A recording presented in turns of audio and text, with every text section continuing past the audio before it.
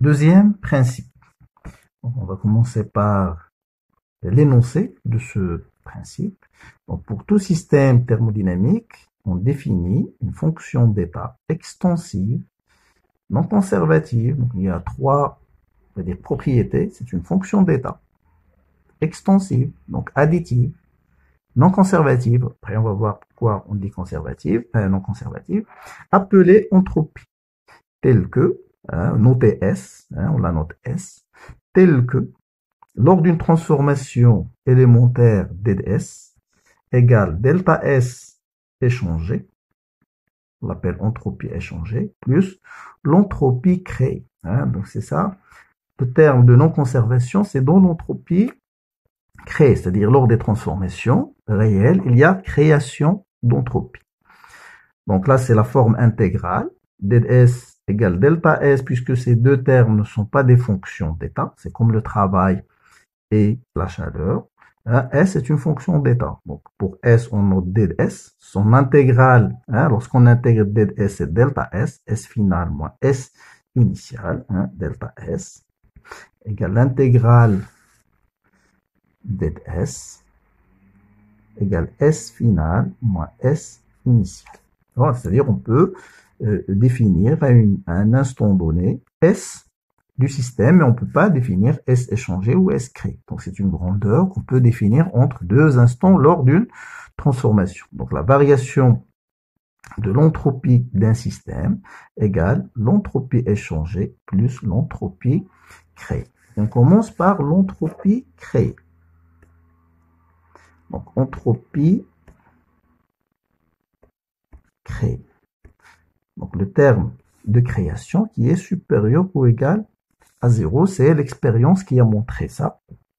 Donc elle a montré que, donc c'est comme ça qu'on a défini cette entropie, lors des transformations réversibles, on a trouvé que ce delta S égale toujours S échangé. Après on va définir donc comment ils ont abouti à cette à l'expression de S, à partir de l'expression de S échangé, on va voir, après l'expression de S échangé, que cette grandeur, lors d'un cycle, toujours égale à 0. Lors d'un cycle, c'est-à-dire S final, c'est comme ça qu'on a introduit la notion d'entropie, c'était avec les recherches de Clausius, on a introduit ce terme pour compléter le premier principe qui ne donne pas un sens à l'évolution. C'est-à-dire, on trouve par exemple pour un cycle W plus Q égale à 0, W égale moins Q, donc lorsque W est positif, Q est négatif, lorsque Q est positif, W est négatif, sans donner un sens à l'évolution. C'est pour ça qu'on appelle ce deuxième principe le principe de l'évolution. On va voir surtout ça dans les machines thermiques. S créé. S créé égale à 0 pour une transformation. Une transformation réversible. Quand elle est expérimentalement lente ou quasi statique, ça on dit que c'est là les propriétés d'une transformation réversible qui reste toujours une transformation idéale. S créé est positif, donc ce terme ne peut être que positif. C'est-à-dire, lors d'un cycle, on trouve que le bilan, ça va être S créé est positif. C'est égal à 0 quand la transformation est réversible. Pour une transformation irréversible. Donc ça, c'est le critère de réversibilité. Une transformation est dite réversible s'il n'y a pas de création d'entropie. C'est ça le critère. C'est comme ça qu'on définit une transformation réversible. Pour l'entropie,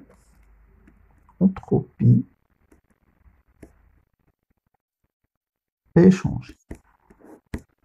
Donc, l'expression de delta S échangé égale delta Q. C'est ça le terme, ou l'expression, ou la grandeur suivie par expérience, c'est-à-dire Q sur la température du milieu extérieur, la température des sources. Température, ça, c'est le système. Là, le milieu extérieur, milieu extérieur, et là une température TE qui est égale à la température de la frontière. La frontière du système, elle a la même température que que le milieu extérieur. Non, donc delta S échangé égale delta Q sur TE. Et S échangé égale l'intégrale de delta Q sur TE. Ben, l'unité, hein, c'est joule, Kelvin moins 1, c'est l'unité de l'entropie. Après, hein, avoir les applications, hein, 4 applications. On commence par le système isolé.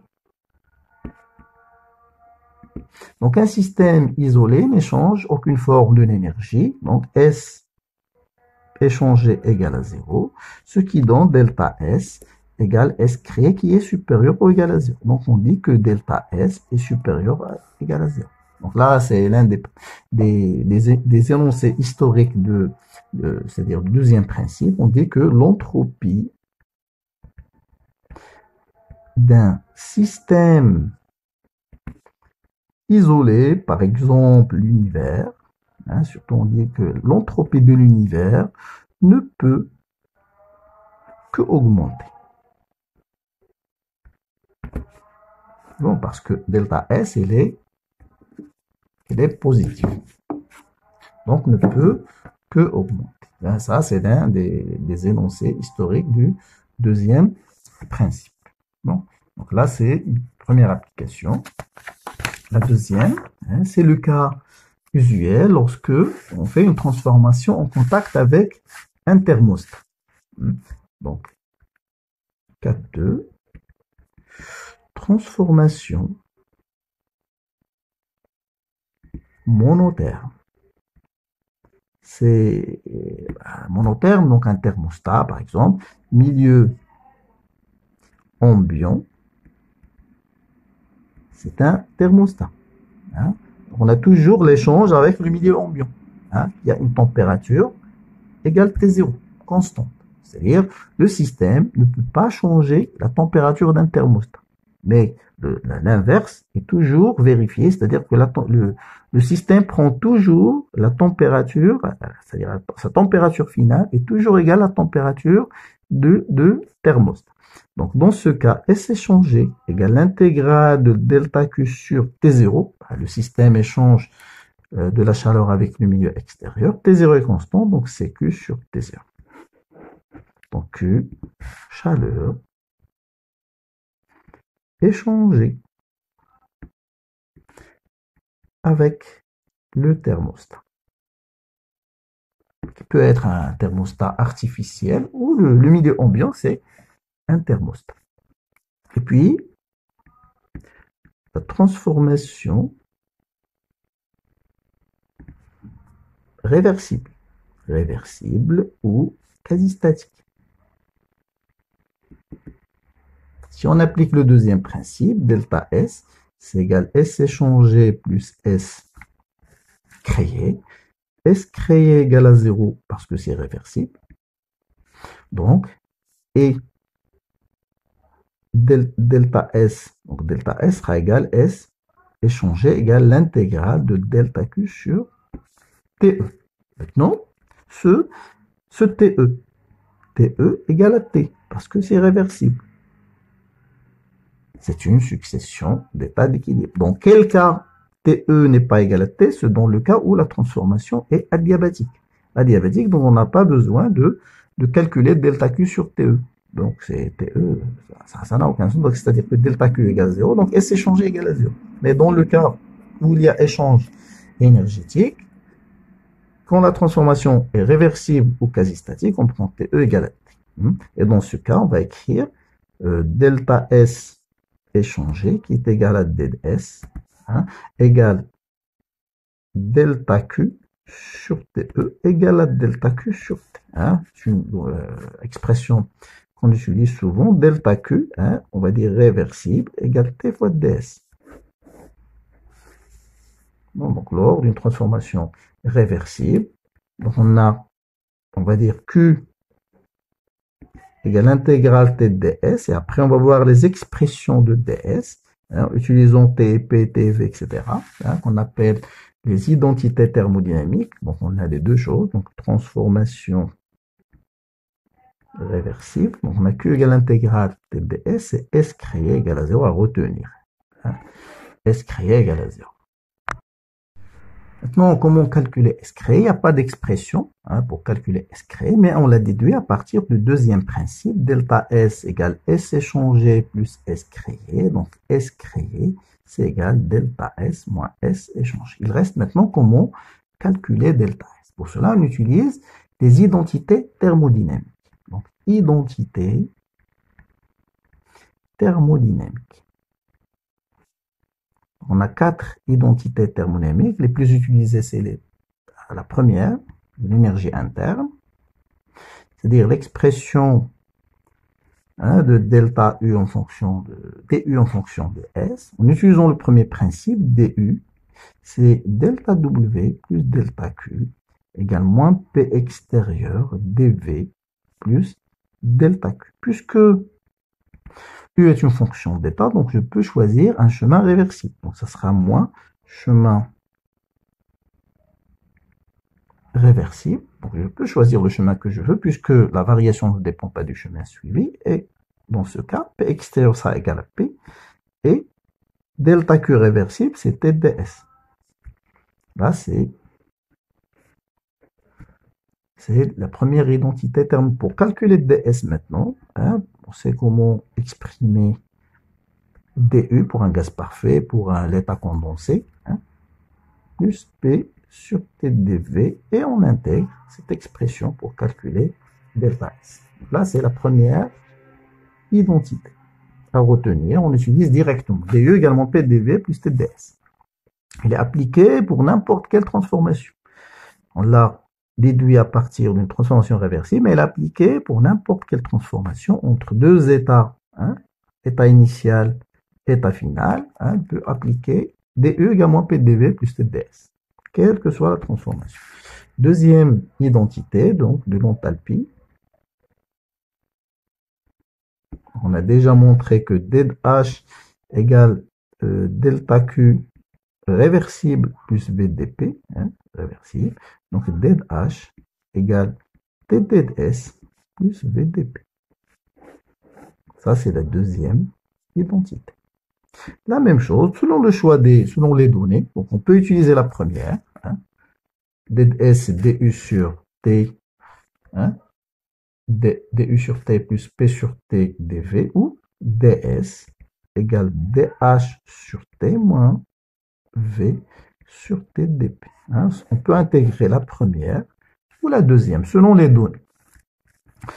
Maintenant, on va donner une explication, une autre définition de la pression et de la température. Donc, température et pression.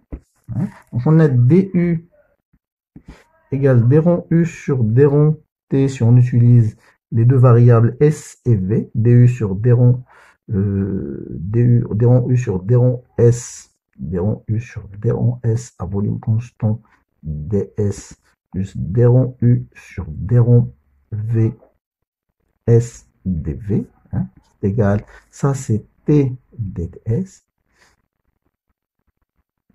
plus P dV. Plus P. Du, c'est T ds moins P dV. Moins P dV. L'identité thermique. Du, c'est T ds moins P dV. Donc on peut définir T, c'est d rond U sur d rond S. Utilisons, c'est-à-dire c'est une définition utilisant S, c'est-à-dire utilisons le deuxième principe, définition de T, donc il a la température. Donc c'est la température qu'on a déjà exprimée dans la première leçon, température cinétique, et la pression égale moins d rond U sur d rond V S constante. Donc ça, c'est les deux définitions de la pression qu'on appelle la température thermodynamique, la pression thermodynamique, c'est la même définition. C'est-à-dire, on définit la même grandeur. Température cinétique, pression cinétique, ou température thermodynamique, pression thermodynamique. Donc, application commence par la transformation adiabatique réversible. Pour une transformation adiabatique réversible, ds, on applique le deuxième principe. ds égale delta S échangé plus delta S créé. Delta S échangé égale à 0 parce que c'est adiabatique. Delta S créé égale à 0 parce que c'est réversible. Donc, ds égale à 0. S est constant. Une transformation adiabatique est réversible. S reste constante. On l'appelle isentropique. Isentropique. Donc, transformation isentropique, c'est adiabatique réversible. Puis, on exprime S pour un gaz parfait, selon les variables, par exemple, T et V. T et V, donc ds, du en utilisant la première identité, ou le premier principe. du, c'est Tds moins Pdv égale Nr sur gamma moins 1, ça c'est le gaz parfait.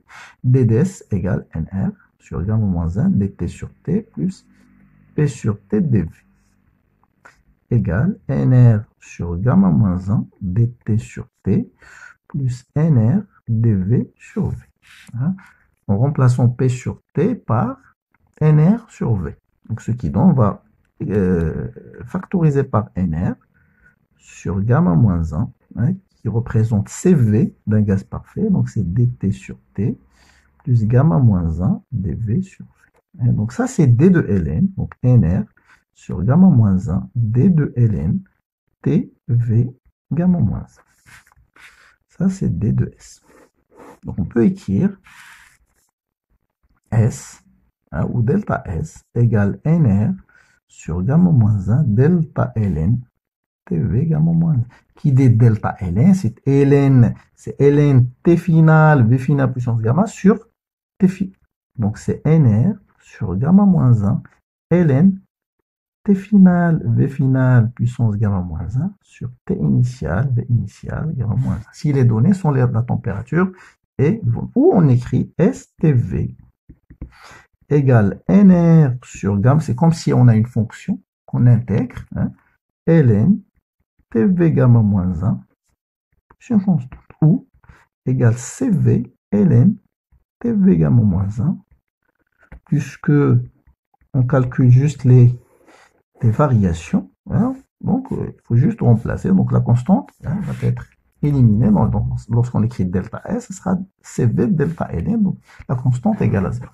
Maintenant, si on utilise donc Talpi, donc de STP, donc DED S, c'est DED H sur T moins V sur T dP.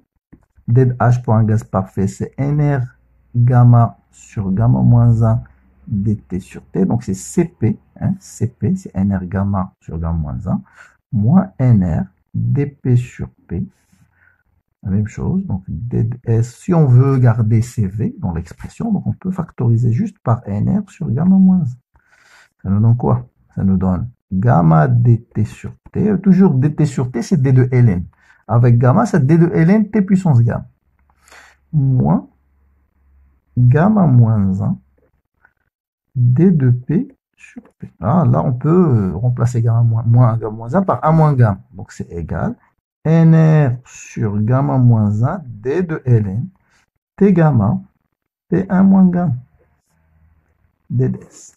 Ou on peut écrire S, T, STP, c'est CV, Ln, T gamma, T1 moins gamma, plus une constante.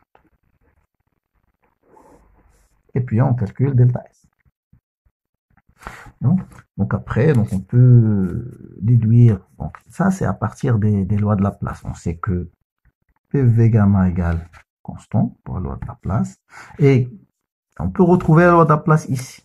Par exemple, une transformation adiabatique réversible, Ts égale à 0. Donc TV gamma moins 1 constante. Ou la même chose ici. Ts égale à 0 pour une transformation adiabatique réversible. Donc T gamma, P1 moins gamma est constante. Donc on peut dire la loi de Laplace, PV gamma constante, ou on remplace P par T sur V, PV égale NRT, donc T sur V, donc ça nous donne T V gamma moins 1 constante. Ou on remplace V par T sur P, donc ça sera P1 moins gamma, T gamma égale constante. Et on peut voir la même chose ici, donc S, on a TV gamma moins 1.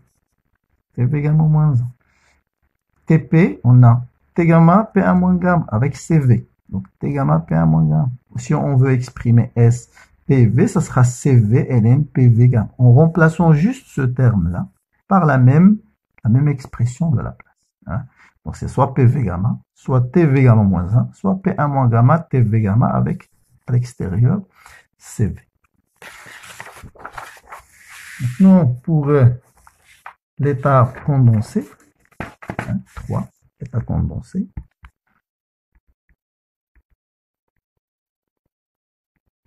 Hein, donc DU, c'est TDS moins PDV, l'état condensé liquide solide, PV égale à 0. Hein, et DU égale delta Q égale CDT. Donc on peut écrire DS égale CDT sur T. Et delta S, c'est l'intégrale selon l'expression de C dt sur T. Par exemple, hein, donc on met un solide de masse M, hein, un solide de masse M, de température T1 dans un thermostat. Ça peut être le milieu ambiant, c'est le thermostat, température T0. L'état final, ça c'est l'état initial. État final, hein, donc ça sera M, T0, T0. Delta S égale l'intégrale de C, l'intégrale de DS égale l'intégrale C dt sur T avec C constant. Hein, donc C, capacité thermique massique, c'est M fois petit c. Ça c'est la capacité thermique massique.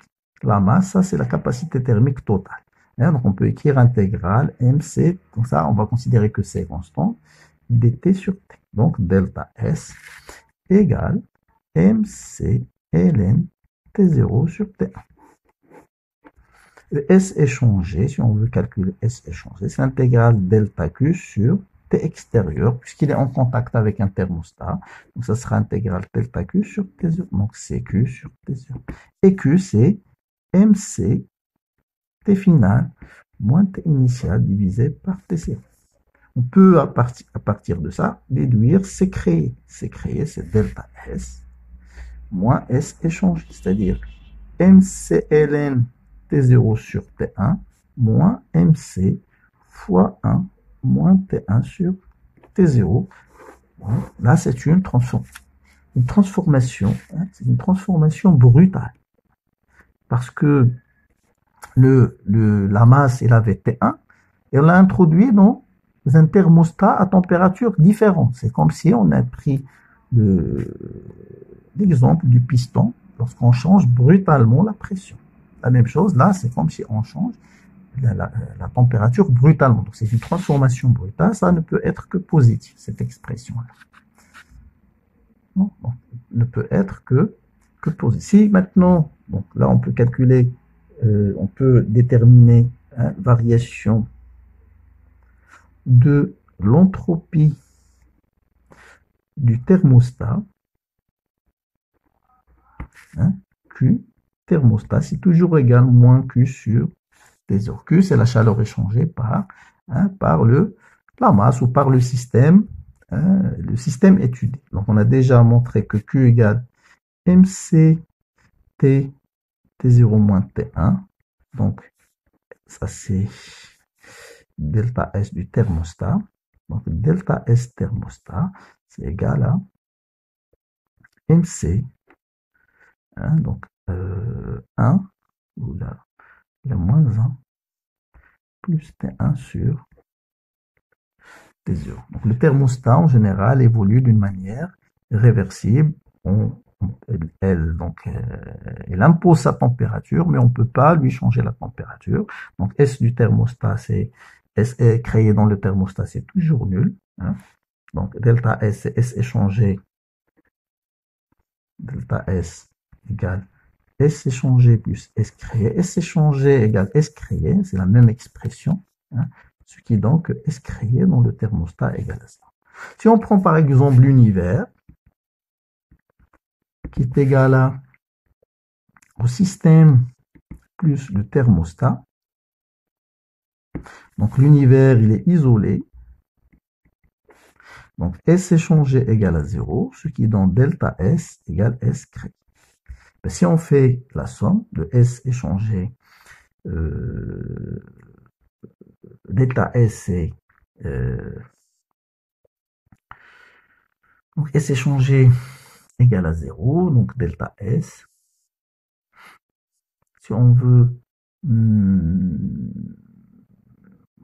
donc S delta S, c'est S créé plus S échangé. Donc delta S du système, on va dire delta S de l'univers, c'est delta S du système plus delta S du thermostat. Si on fait la somme, ça donne quoi?